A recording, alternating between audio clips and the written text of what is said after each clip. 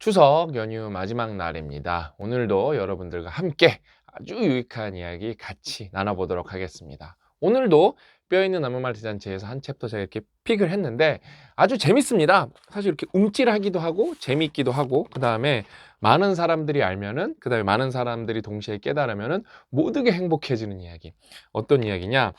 모두가 싫어하는 상사의 5가지 특징 읽으면서 움찔했습니다. 왜냐면 저는 이제 리더의 위치에 있기 때문에 누군가의 사실상 상사이기 때문에 이거는 이제 제 얘기인 거거든요. 아, 그러면은 나는 누가 싫어하는 상사가 아닐까? 이렇게 반성을 하면서 다시 봤는데, 다시 봐도 너무 좋더라고요. 그래서 오늘은 이게 1, 2, 3, 4, 5가 있는데 이제 거꾸로 소개해 드리도록 하겠습니다. 왜냐면은, 이게 이것만 잘 돼도 대한민국뿐만 아니라 모든 조직이 사실 발전할 수 있습니다. 뭐냐면은 업무 지시가 명확하지 못하다. 이게 사실 실력인 거거든요. 그냥 되게 애매하게 말해요. 이거 어떻게 합니까? 알아서 열심히 해봐. 사실 그런 거는 대답 안 해줘도 그걸 하는 거거든요. 예를 들면 이렇게 업무 지시할 때 이 사람이 어디까지 권한을 가질 수 있는지 그것만 말해줘도 되게 좋거든요. 예를 들면 어디까지 예산을 쓰는 데는 너가 마음대로 해도 내가 책임을 지겠다. 그 다음에 뭐 뭐뭐를 시도하는데 사람 몇 명까지 쓰는 데는 뭐 괜찮다. 예를 들면 뭐 유튜브가 이렇게 있으면은 뭐 영상이 뭐 5개만 올라가면은 뭐 뷰수에 상관없이 괜찮다. 이렇게 책임 소재를 조금 정확히 해주면은 되게 사람이 마음 놓고 일할 수 있거든요. 왜? 알아서 해봐. 그런 다음에 어떻죠? 뭔가 잘못돼요. 이 새끼 너 이거 왜 이렇게 했냐?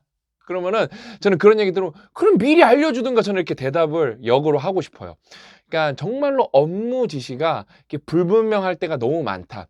이것만 똑바로 해도 사실 이것도 다 문해력이랑 상관이 있는 거거든요. 의사소통만 조금 제대로 돼도 우리가 직장에서 행복도가 모두가 올라갈 텐데 그냥 좀 뭔가 이렇게 애매모호하게 의사 전달하는 사람들이 너무 많다. 이거는 사실 뭐 상사뿐만 아니라 뭐 중간 관리자도 마찬가지고 이렇게 뭔가를 이렇게 표현을 할 때 되게 구체적으로 말하면은 되게 뭔가 피로가 덜하죠. 그래서 첫 번째 모두가 싫어하는 상사의 특징은 업무 지시가 명확하지 못하다. 네 번째가 되게 또 중요하거든요. 5, 4, 3, 1로 이렇게 가고 있는 겁니다, 여러분. 객관적인 평가를 하지 못한다. 이거는 제가 좀 데이터가 있어서 한번 쭉 읽어 드릴게요. 잘 썼네요, 책 다시 봐도. 객관적인 평가는 중요하면서도 어려운 일이다. 많은 상사가 객관적으로 평가한다고 생각하겠지만 실상은 그렇지 못하다. 얼마나 쉽게 편견에 휩쓸려 사람을 평가하는지 알 수 있는 사례는 너무 많다. 이거 잘 들어보세요, 여러분. 한 연구에 따르면 동일 인물이에요. 동일 인물.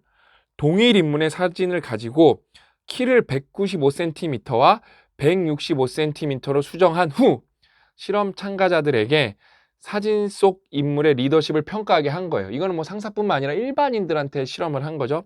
그랬더니 참 이게 안타까운 거예요. 이게 편견이 이렇게 무섭습니다, 여러분. 195cm가 165cm보다 리더십이 25%더 있을 거라는 평가를 받았다. 완전 똑같은 사람인데 키만 바꿔서 말해준 거예요. 근데 어떻죠? 결과는 키가 큰 사람이 리더십이 25%더 있을 거라고 사람들이 생각을 하는 거예요. 그 다음에 또 미국과 영국 직장인 8,500명을 대상으로 수십 년간 연구한 자료에 의하면 키는 급여와 매우 큰 상관관계가 있었다.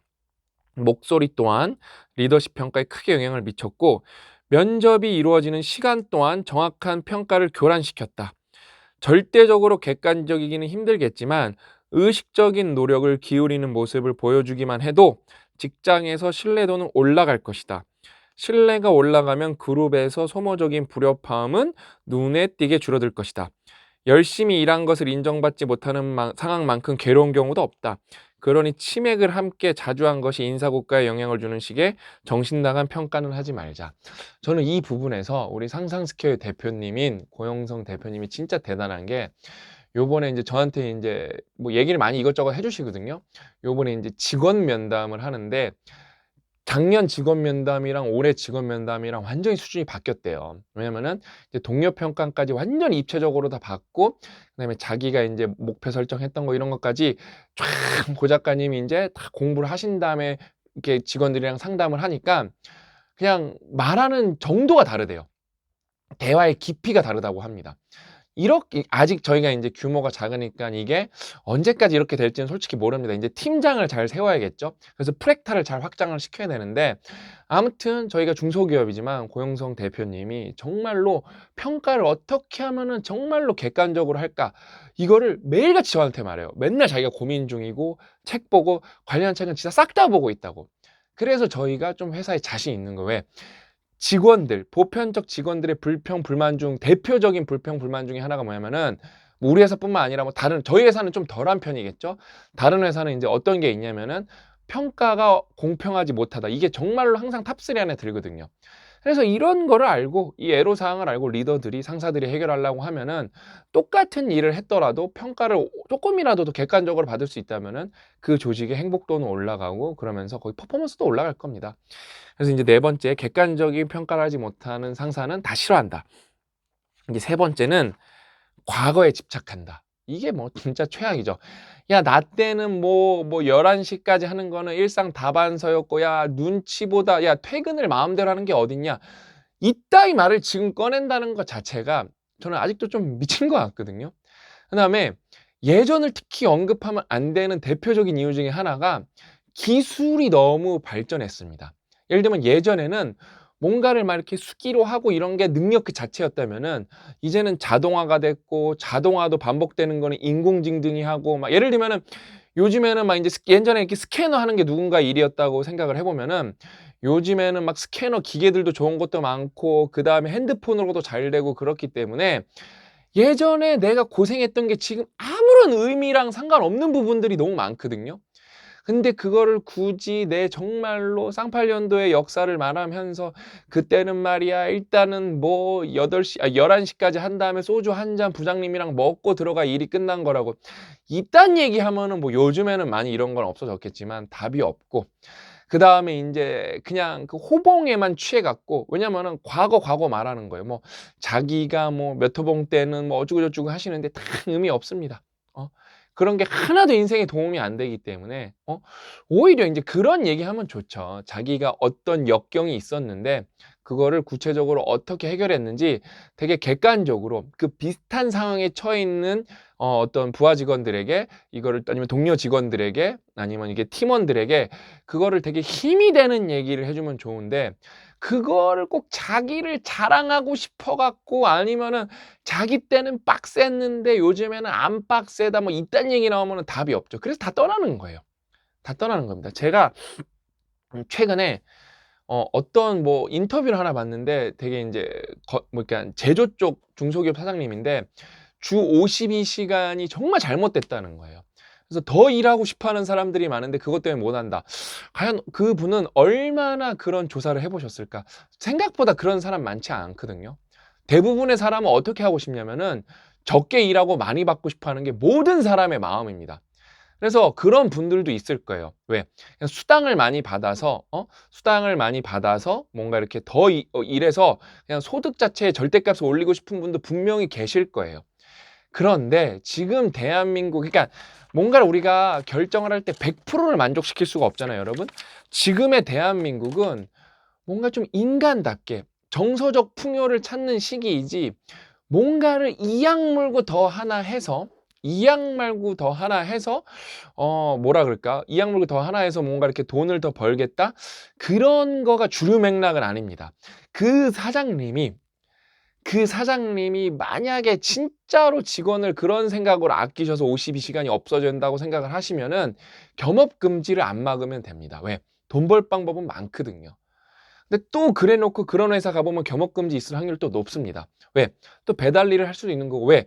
10시간 일하나 12시간 일하나 뭔가 더 해서 할 수 있다. 그러면은 뭐 부업을 할 수도 있는 거고 투잡을 할 수도 있는 거고 뭐 자기 뭐 아내랑 함께 가족이랑 함께 뭐 사업을 할 수도 있는 거고 뭐 그렇게 갈 수도 있는 건데 생각보다 그런 식으로 주장을 하면서 겸업 뭐 부업을 묶어 놓은 회사가 되게 많습니다. 그러니까 진정성이 없는 거죠. 진정성이 없는 겁니다. 그래서 그런 거는 안 좋다.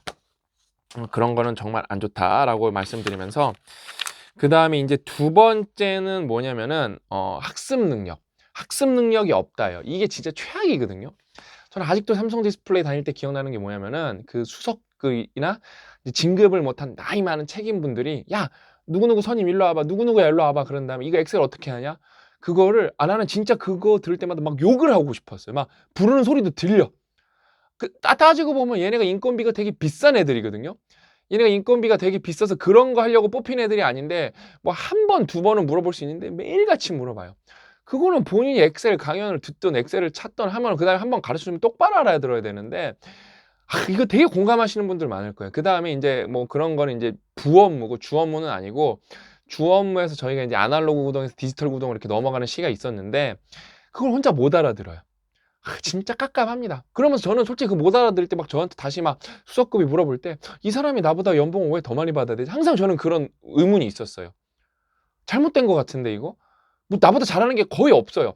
그럼 다 그러냐? 아니죠. 임원될 분들은 뭐 우리보다 훨씬 빨리 이해합니다.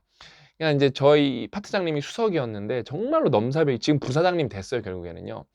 정말로 넘사벽인데 혼자 너무 빨리 이해해갖고 우리한테 설명을 못 해줘갖고 혼자만 맨날 빨리 이해해요.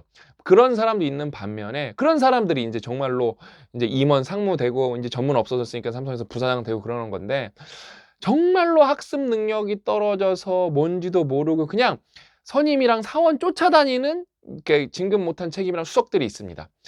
그러니까 빨리 직급을 없애면서 연봉도 뭐 이렇게 뭐 물가 상승을 반영한 이런 인상은 뭐 보편적으로 할 수 있어도 이 능력 중심으로 가야 되는데 사실 그게 앞에 거랑 그 연결되죠. 4번이랑 객관적 평가가 자리를 못 잡았기 때문에 그게 생각보다 어렵습니다. 그래서 객관적 평가 시스템을 갖고 있는 회사는 생각보다 되게 빨리 치고 올라갈 수 있고 그래서 구글 같은 데가 되게 막강한 거예요. 왜? HR팀이 딴 데보다 2배, 3배 병력이 많거든요. 왜? 보상을 잘해줘야 회사 사람들이 신나게 일을 할 수가 있으니까.